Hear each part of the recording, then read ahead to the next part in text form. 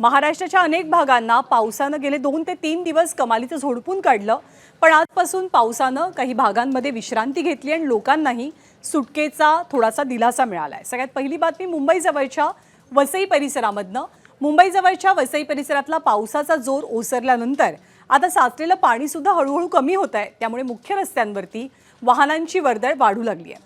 पण वसईच्या एव्हरशाईन रोडवरती रस्त्याच्या कडेला अजूनही काही ठिकाणी पाणी साचलंय, त्यामुळे वाहनधारकांना अगदी सावकाशपणे वाहनं हाकावी लागतात। सोबतच पावसामुळे रस्त्यांची मोठी दुर्दशा झालेली आहे।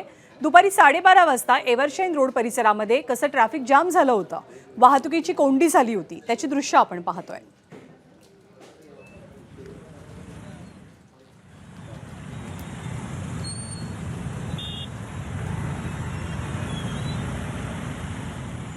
तर नालासोपारा पूर्वेतील सेंट्रल पार्क परिसरात पावसाचा जोर ओसरला असला तरी साचलेलं पाणी कमी नाहीये।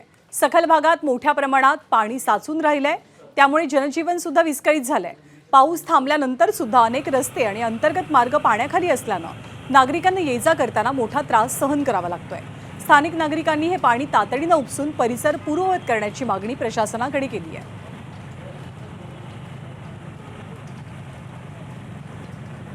तिकडे नाशिकमध्ये पावसाचा जोर आता कमी झालाय, पण पावसामुळे रस्त्यावरचे खड्डे आणि पालिकेच्या ठेकेदारांनी केलेल्या कामांची पोलखोल झाली आहे।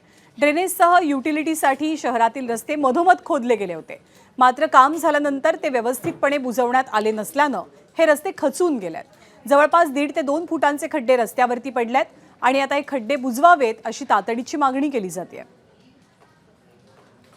तर सातारा जिल्ह्याच्या पश्चिम भागात मुसळधार पावसामुळे नद्यांच्या पाणी पातळीत वाढ झाली आहे, मात्र त्यामुळे रस्त्यांची अवस्था बिकट बनली आहे। साताऱ्याच्या वडूत आणि आरळे या गावादरम्यान असलेल्या जुन्या पुलावर जागोजागी भले मोठे खड्डे पडले।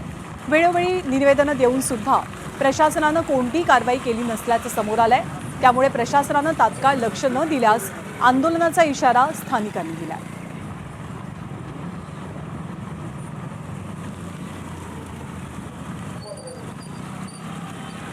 तर साताऱ्याच्या महाबळेश्वर तालुक्यात पावसाचा जोर पाहायला मिळतोय।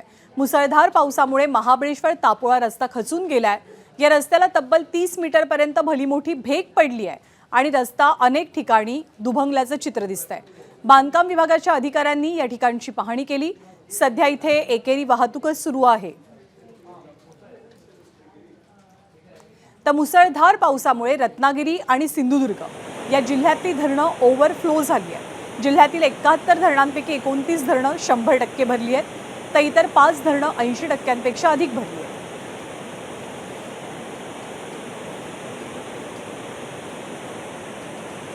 तिकडे मराठवाड्याची जीवनवाहिनी असलेल्या जायकवाडी धरणाच्या पाणलोट क्षेत्रामध्ये सुरू असलेल्या जोरदार पावसाचा परिणाम आता धरणातल्या पाणी साठ्यावरती दिसतोय। जायकवाडी धरणात 28,477 क्युसेक वेगानं पाण्याची आवक होते। भिवंडीत गेल्या काही दिवसांपासून सुरू असलेल्या मुसळधार पावसामुळे कामवारी नदीला आलेल्या पुरात आतापर्यंत 3 जण वाहून गेले।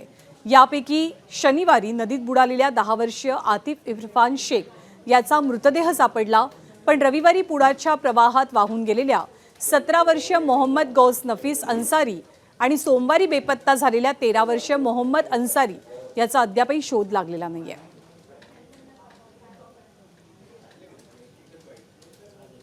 दुसरीकडे रायगड जिल्ह्यात झालेल्या पावसानं नद्या दुथडी भरून वाहत आहेत।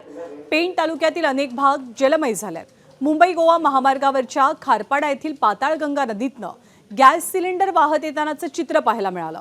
शेकडोंच्या संख्येनं हे सिलेंडर धरमतर खाडीच्या दिशेनं वेगानं वाहून येत होते, मात्र इतक्या मोठ्या संख्येत हे सिलेंडर पाण्यात आले कुठून याचा पत्ता काही लागला नाहीये।